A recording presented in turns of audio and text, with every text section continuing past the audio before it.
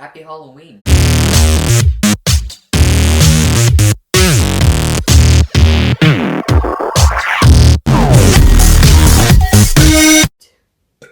What's up, guys? My name is Danny Anime, and I have had the busiest week ever, so I couldn't do reviews this week.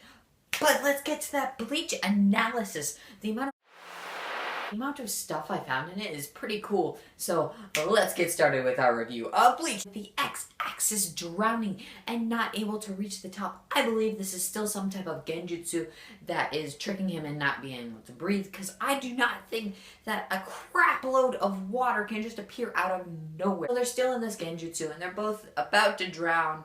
Shunsui doesn't seem like he's drowning because he's controlling this genjutsu, but the X-axis is drowning and he is not able to reach the top. He is a fallen angel. Now, when I looked up this is an angel that has committed a sin and someone who cannot return to heaven. And that is exactly what the X-axis has become. He has committed sins and at some point was a holy person or something like that, which we might get in a backstory if we do get some sort of backstory, which I don't think we will get, because in the previous fight with Pernida, we didn't get his backstory or how he came to be with Bach and why Bach hasn't absorbed him yet.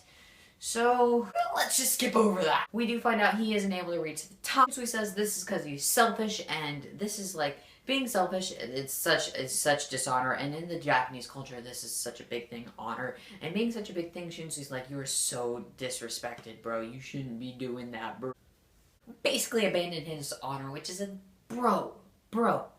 You're up against Shunsui, one of the guys who's probably has maybe not the best of honor at times, but when it does get serious, his honor probably is on the line when he's fighting like against the Sternritter or against the Ironclar, or basically any type of enemy. Shunsui does put his alliance on the line. You get to see who the black creature or thing was behind him, and it was Zanpakuto Kyokan Kyoitsuki.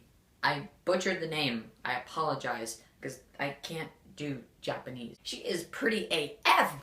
Forgot to mention, but will we see his other spirit too? Question mark. I'm gonna clarify this. The arc that they have in Bleach where all of the Zanpakuto came out of their swords, this is not canon. This is not a canon arc. One, because it can't fit in the Bleach storyline. I've tried so hard to put this somewhere in the Bleach storyline. I just cannot. It doesn't fit. I mean, when filler doesn't, it can't. But since KUBO did draw the designs for these Zanpakuto, that is the part canon. So it is part canon on the idea that the Zanpakuto drawings are the true Zanpakuto souls within the swords. So it's somewhat canon just by the designs of some of the characters, but it is not a canon arc in the story. You could count the Bount arc as somewhat canon because it does fit into the Bleach storyline.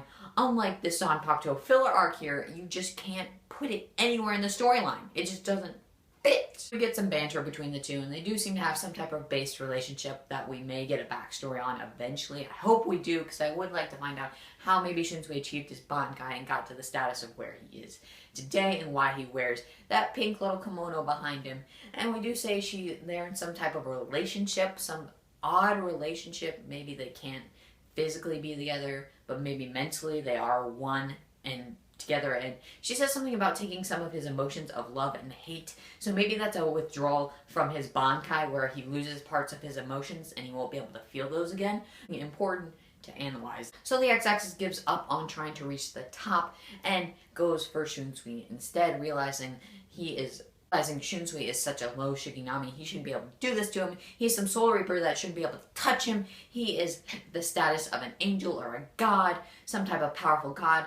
But though he says that, he still respects and bows down to Bach. So maybe he just gave up on everything and gave up on Bach too in trying to save him at this point.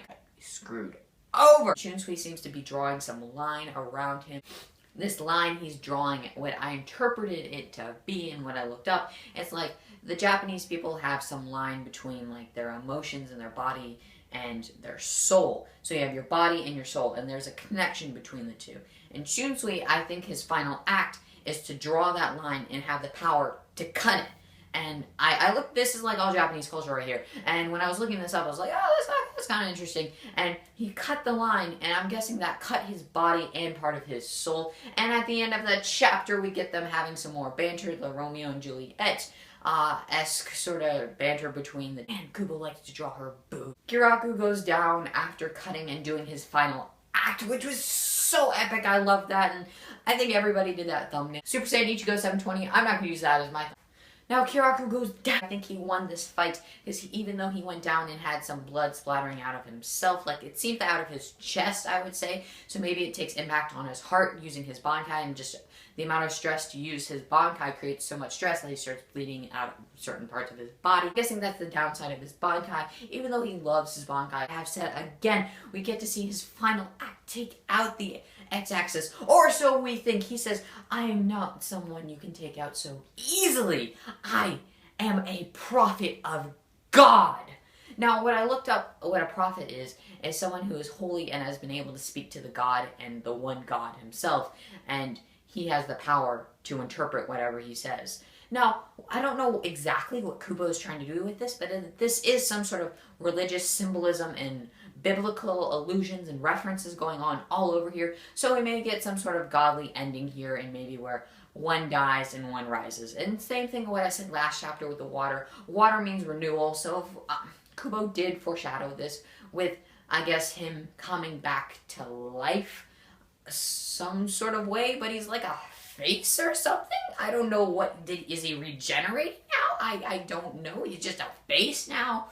The X-axis is a face. Let's just go with that. This Shunsui have something up his sleeve to take him down the X-axis. What are you guys' thoughts on this chapter of Bleach? Make sure to like, comment, and click that subscribe button. Greatly appreciated, and peace out, guys.